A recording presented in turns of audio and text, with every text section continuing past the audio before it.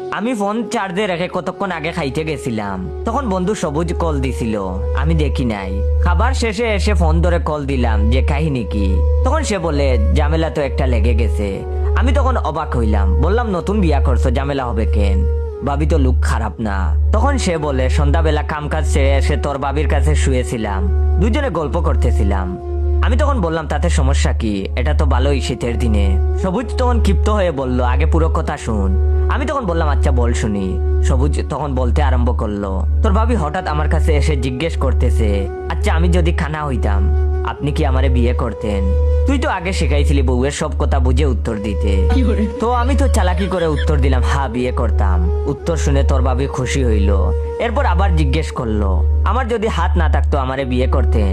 এবারও আমি বললাম অবশ্যই করতাম। এভাবে যা যা জিজ্ঞেস করলো সবই তার মন মতো উত্তর দিলাম।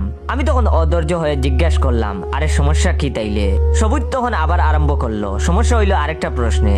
তোর ভাবি প্রশ্ন করতে করতে বলতেছে, আচ্ছা আমি যদি ছেলে হইতাম তাইলে কি আপনি আমারে বিয়ে করতেন না?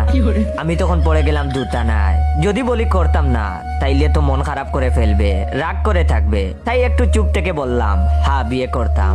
আর তখনই তোর ভাবি অগ্নিমূর্তির রূপ ধারণ করে ফেললো, আমারে গে উপাধি দিল, আমার সাথে সংসার করবে না বললো, রুম থেকে আমাকে বের করে দরজা লাগিয়ে রাখছে। এখন আমি কি করব বল? আমি তখন কথাগুলো না শোনার বান করে হেলো হেলো করতে লাগলাম। নেট সমস্যা বলতে বলতে কল কেটে দিয়ে এখন বসে আছি। এখন আর এসব শুনে লাভ নাই, এর কোনো সমাধানও নাই। কারণ বউয়ের যদি ইচ্ছা তাকে অশান্তি করার, অশান্তি লাগিয়েই ছাড়বে। এই নারী জাতি না থাকলে কত অদ্ভুত প্রশ্ন আর ঘটনা বলি অজানা থাকতো। আপাতত তার হিসাব মিলাচ্ছি। এদিকে আমার কাছের সিনিয়র আপুর বার্থডে ছিল, তাই খুশিতে তার গালে কেক মাখিয়ে দিয়েছি।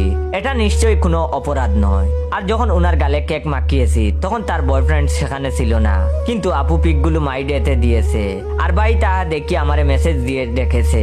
পরদিন কলেজে গিয়ে আমি ভাইয়ের কাছে যেতে যেতে ভাবছি আজ আমার কাম সারছে, বাস খাবো শিওর। কিন্তু কাছে গিয়ে দেখি ভাই কুক আর চানাচুর এনে রাখছে টেবিলের উপর। তখন আমি শিওর হলাম যে বাস দিবে, বাস দিয়া কুক আর চানাচুরের প্যাকেট হাতে ধরাই দিবে। আমি তখন কাচুমুচু করে ভাইয়ের সামনে দাঁড়িয়ে রয়েছি। ভাই কিছু বলার আগেই গড় গড় করে বলে ফেললাম, ভাই দেখেন আপুকে আমি সিনিয়র আপুর চোখেই দেখি, আমাদের মাঝে তেমন কিছু নেই। চাইলে আপনি আমার মেসেঞ্জার চেক করে দেখেন, কোনোদিনও লাভ ইমোজি সেন্ড করি নাই, শুধু কেক মাখিয়ে দিছি এটাই। আর তার গাল যে তুলতুলে নরম সেটাও কিন্তু কাউকে বলিনি।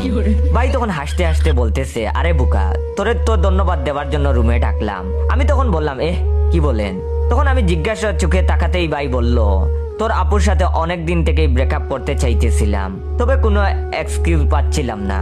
বাট আজকে তুই যে ওর গালে কেক মাখাইছিস, এই এক্সকিউজ দেখাইয়া ব্রেকআপ করে ফেলমু। থ্যাঙ্কস রে ছুটো।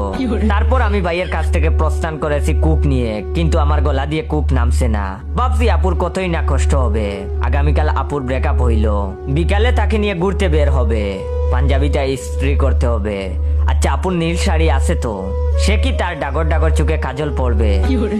ভ্রমর কৃষ্ণ কেশের গহিনে গুজে দিব কাঠ গোলাপ, কিংবা তার উষ্ণ টুটে লাল লিপস্টিক, পায়ে আলতা আর দেহে সুগন্ধি। উফ না, আর ভাবতে পারছি না। আপুকে তখন নখ দিয়ে জিজ্ঞেস করতে ইচ্ছে করছে যে ব্রেকআপ হয়েছে কিনা। ব্রেকআপ হওয়া মাত্রই আপুকে বলবো বাইকে ব্লক করে দিতে, কারণ আমাদের দুজনের পৃথিবীতে তৃতীয় কেউ থাকবে না, একদমই না। হ্যাঁ।